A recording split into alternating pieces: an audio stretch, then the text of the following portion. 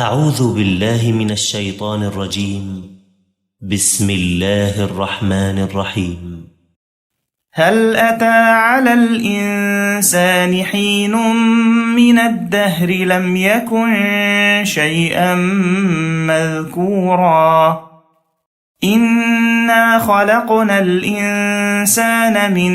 نطفة أمشاج نبتليه فجعلناه سميعا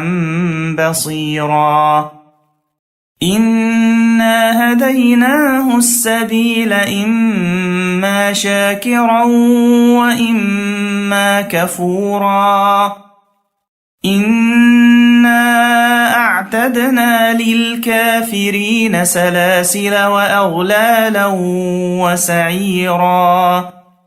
إن الأبرار يشربون من كأس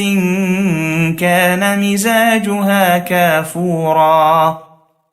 عينا يشرب بها عباد الله يفجرونها تفجيرا يوفون بالنذر ويخافون يوما كان شره مستطيرا ويطعمون الطعام على حبه مسكينا ويتيما وأسيرا إنما نطعمكم لوجه الله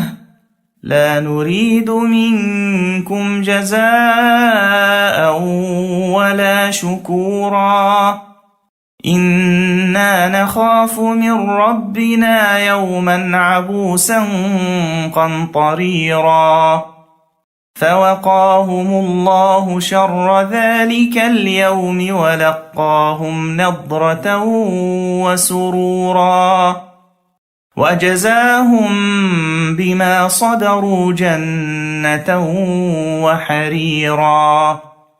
متكئين فيها على الأرائك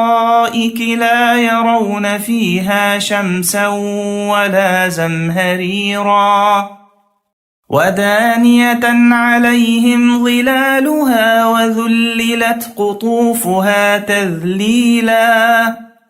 ويطاف عليهم بآنية من فضة وأكواب كانت قوارير من فضة قدروها تقديرا ويسقون فيها كأسا كان مزاجها زنجبيلا عينا فيها تسمى سلسبيلا ويطوف عليهم ولدان مخلدون إذا رأيتهم حسبتهم لؤلؤا منثورا وإذا رأيت ثم رأيت نعيما وملكا كبيرا عاليهم ثياب سندس خضر واستبرق وحلوا أساور من فضة وسقاهم ربهم شرابا طهورا إن هذا كان لكم جزاء وكان سعيكم مشكورا إنا نحن نزلنا عليك القرآن تنزيلا فاصبر لحكم ربك ولا تطع منهم آثما أو كفورا واذكر اسم ربك بكرة وأصيلا ومن الليل فاسجد له وسبحه ليلا طويلا إن هؤلاء يحبون العاجلة ويذرون وراءهم يوما ثقيلا نحن خلقناهم وشددنا أسرهم وإذا شئنا بدلنا